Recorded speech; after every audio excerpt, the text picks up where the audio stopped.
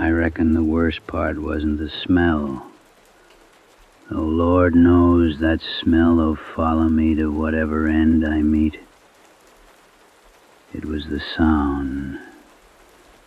That low, wet spinning, like something still turning on a wheel that hadn't been touched in 90 years. And when I held the lantern up close to the shelf, real close, the way you do when your eyes won't believe what they're seeing, the face on that jug looked back at me. Not carved, not shaped by any hand I could account for, just there, like it had always been there, pressed up against the inside of the clay, trying to get out from the other side. The mouth was open, just slightly, and I could have sworn I heard it breathing. Then the fog came in through the kiln door, and the lantern went out.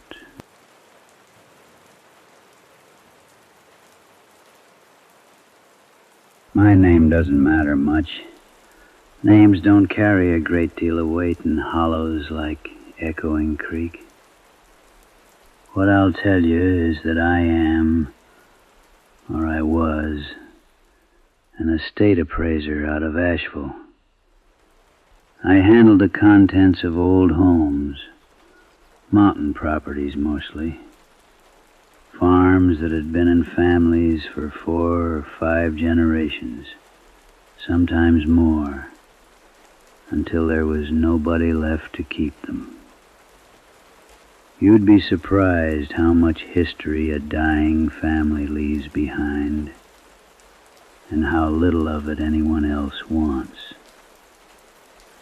The Vance property came to me in late October of some years back. I won't name the year. I've been advised not to, and I've found I don't particularly want to either. The county estate office sent me a folder, thin thing, barely 8 pages, describing a parcel of land in a hollow called Echoing Creek, up in the Blue Ridge. 3 miles past a road the county had stopped maintaining in 1987. The last known resident was one Silas Vance, a bachelor, deceased at an uncertain age, which is a peculiar thing for a county document to say. The folder noted that the estate contained, quote, ceramic artifacts of possible regional significance. It said nothing else worth mentioning. I drove up on a Wednesday morning, early, while the fog was still sitting low on everything. That part of the mountains gets a particular kind of fog in autumn. Not the thin, wispy kind that burns off by 9 o'clock. This is the heavy kind. The kind that soaks into your clothes and your hair and stays there all day, pressing against you like something that wants to be closer than you'd prefer. It smells like wet stone and old leaves, and something underneath those things that you can't quite name. I've tried to name it in the years since. I still can't get all the way to it.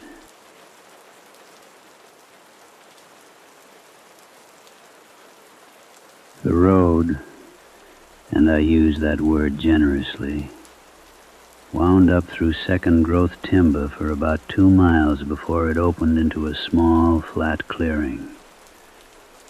The house was there. A board and batten structure, unpainted, maybe 4 rooms, with the lines of something that had been well built once and left to its own devices for a long time afterward. The tin roof had gone a deep orange with rust. The porch had fallen in on one end. There was a stone chimney standing separate from the house, belonging to a previous, older structure that was gone now, burned down or rotted away or just tired and fallen into itself. Just the chimney remained, standing alone in the clearing, patient as a grave marker. I sat in my truck for a moment. I do that on properties like this. There's a feeling that comes off old mountain homesteads. Not anything I would have called supernatural, not then. Just a kind of accumulated weight. The weight of a place that has been lived in and worked in and grieved in, and then simply left. You want to give it a moment of respect before you go in with your clipboard and your camera and start putting numbers on things. The clearing was quiet, except for the sound of water. There was a creek somewhere below the property, running over flat rocks, and I could hear it but not see it through the fog. That sound was constant the entire time I was there. Just that steady, low murmur of water moving across stone. Unhurried, indifferent. I found it comforting at first. I did the house first. It was what you'd expect. A cast-iron cook stove, a rope bed with a corn husk mattress that had seen better decades, some hand-sewn quilts the moths had gotten into, badly, a shelf of mason jars, empty mostly, and a few pieces of plain crockery. Nothing of particular monetary value. I photographed everything, made my notes. The house smelled of dried herbs and lamp oil and the faint, sweet rot of old wood.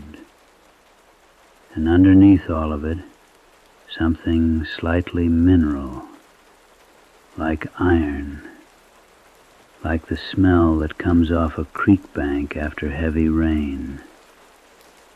I noted it, wrote it off as the damp, and went back outside. It was then that I noticed the outbuilding. I had walked past it on my way in without registering it properly. It sat at the far edge of the clearing, back against the tree line, and it was low to the ground in the way of old structures that were built to be part of the earth, rather than sitting on top of it. Stone walls mostly, with a heavy timber frame above. A single door of hand-hewn planks, hanging slightly open on leather hinges that had dried and cracked, but somehow still held. And at the back, built directly into the slope of the hillside, visible even from where I stood, a large earthen mound with a corbelled arch at the front. A kiln. A groundhog kiln. The old kind, named for how it burrows into a bank. Built so the firebox sits low and the heat draws up through the chamber by natural draft. The kind they built in the early 1800s and kept building in the back hollows, well into the first quarter of the 20th.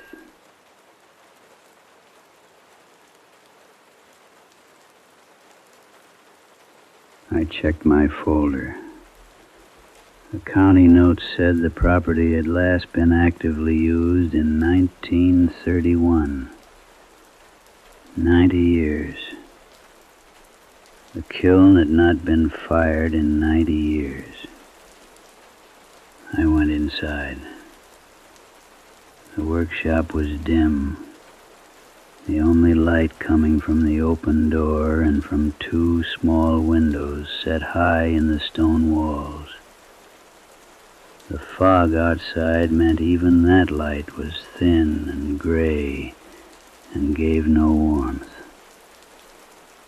I stood a moment, letting my eyes adjust to it, breathing in the smell of the place, which was deep clay and old ash and wood smoke so old it had become part of the stone itself, worked into every crack and pore over decades of firing.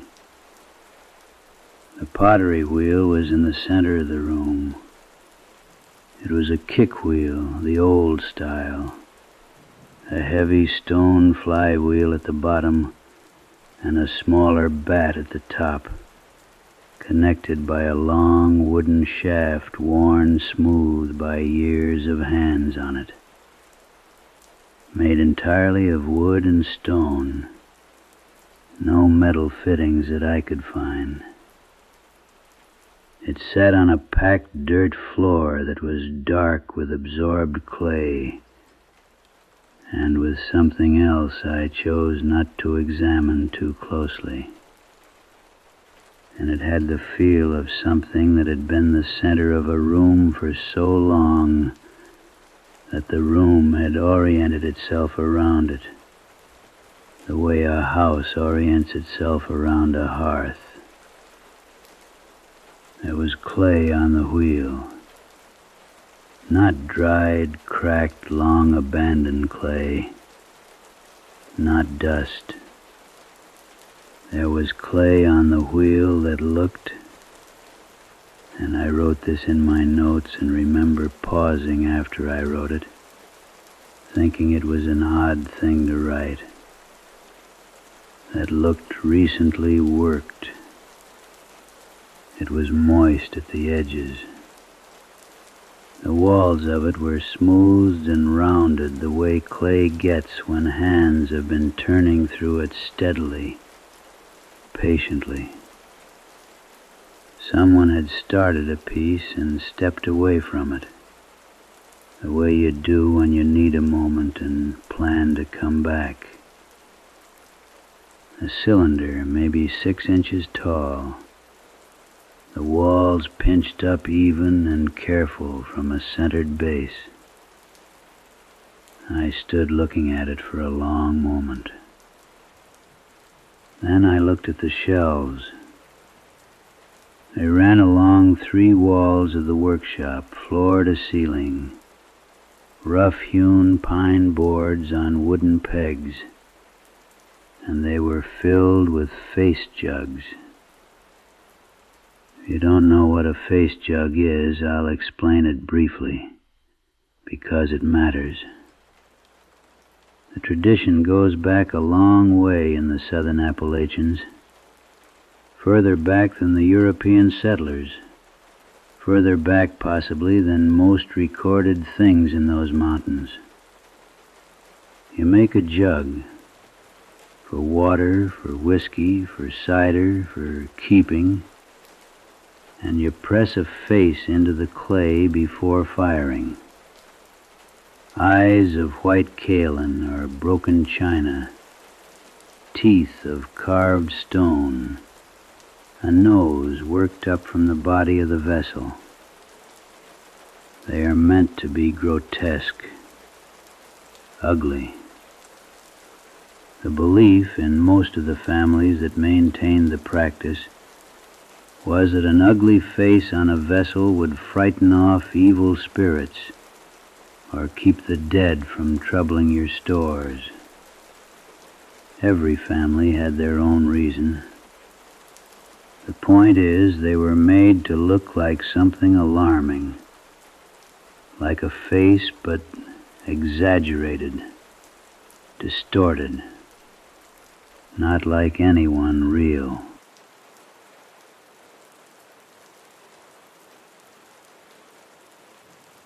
These look like someone real. I walked the length of the shelves slowly, and the cold that came into me as I did had nothing to do with the temperature of the room. The eyes were not pale and white. They were the same gray-brown as the surrounding clay body, but textured differently, sunken slightly, as though something on the other side of the clay had pressed outward and not quite broken through. The mouths were open on most of them, not wide, just slightly. The way a mouth goes when the body holding it has run out of things left to say, but hasn't yet closed up entirely. And the expressions were not the leering, grotesque, decorative grimaces of the tradition I had studied. They were tired, patient. The way a face looks when waiting has become simply a condition of existence rather than an action being performed. I counted 31 of them. I took my photographs, I wrote my notes, and then I found the logbook on a low shelf near the kiln door, under a piece of burlap that had gone stiff as leather. A composition notebook, black-covered, its pages swollen and wavy with old moisture. The handwriting was small and careful, the letters formed with the deliberateness of someone who had not been schooled long, but had made the most of what schooling they got. I will tell you only what I need to tell you from that notebook. Some of what was in it I have chosen in the years since to let go as best I can. Silas Vance had not been a potter by trade.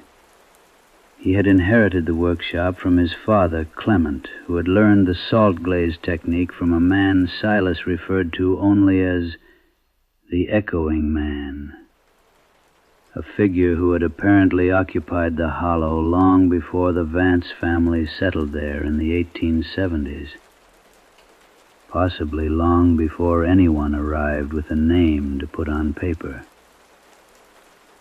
Salt glazing is a technique where, at the peak of the firing, when the kiln has reached somewhere near 2,300 degrees, you introduce common rock salt through the firing ports. The salt volatilizes, combines with the silica in the clay body, and deposits a thin, vitreous glaze directly on the surface. The result is distinctive, slightly pebbled, almost like citrus skin. Potters call it the orange peel surface. It is beautiful work. It requires precise timing and enormous heat. The echoing man's variation on this process was different in one specific regard. According to Clement Vance's notes, which Silas had carefully transcribed and added to, the process did not begin with ordinary clay. It began with what Clement called the willing clay, gathered from a very particular depth in the creek bed and prepared in a manner I will not detail here. The notebook described a specific song or prayer, the pages were unclear on which, and perhaps the distinction did not matter in the echoing man's understanding, that had to be maintained throughout the throwing of the vessel, from centering through to the final forming of the lip. and to describe the introduction at the moment of highest heat, not of common salt, but of what the notebook called deep salt, taken from below the creek's visible bed at a depth that required digging, at a time of year the notebook marked only as when the fog stays past midday.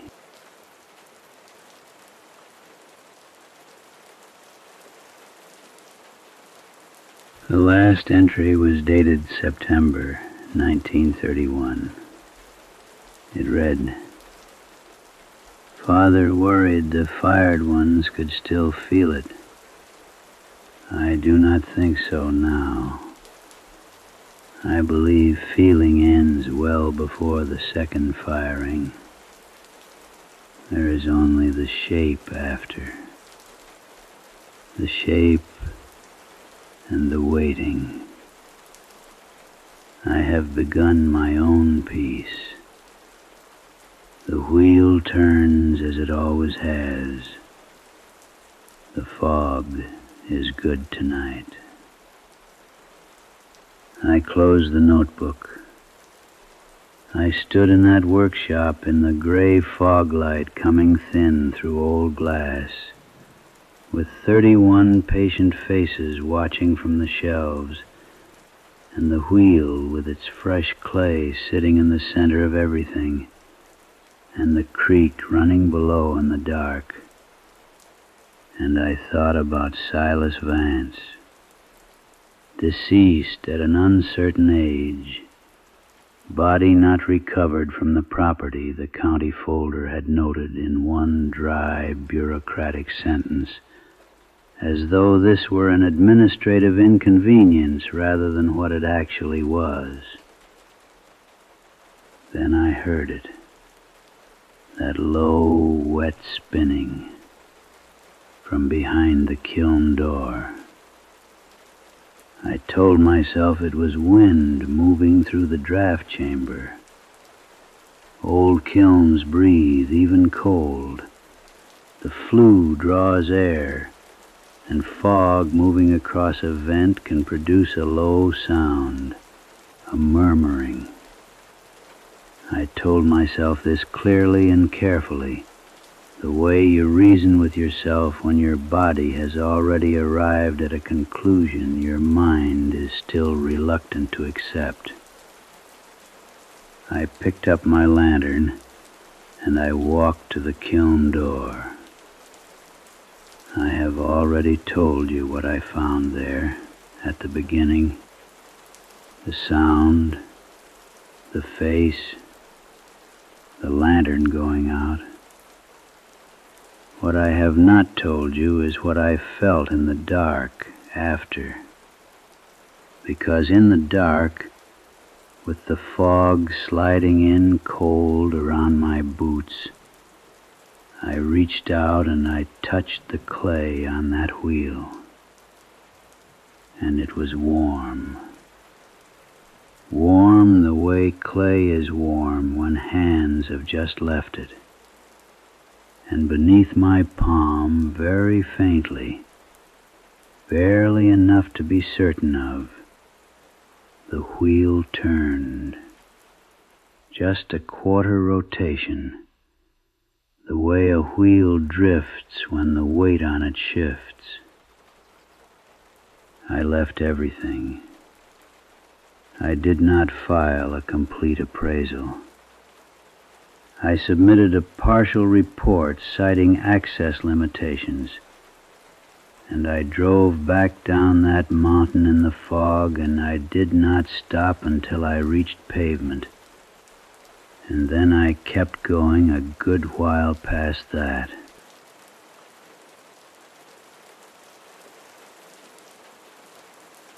That was some years ago now. I sleep with the light on. Autumn is the hardest season. I reckon there are hollows that have their own way of keeping things. And I reckon Echoing Creek kept Silas Vance the way the echoing man had taught. the only way that hollow knew, patient, still, pressed close to the inside of the glaze. The wheel turns, he wrote. The fog is good tonight. I think about that most when the autumn gets heavy and the sleep won't come easy. And the sound of the wind in the eaves sounds, if I let it, like something turning slowly in a dark room. The shelf had room for one more. Sleep well.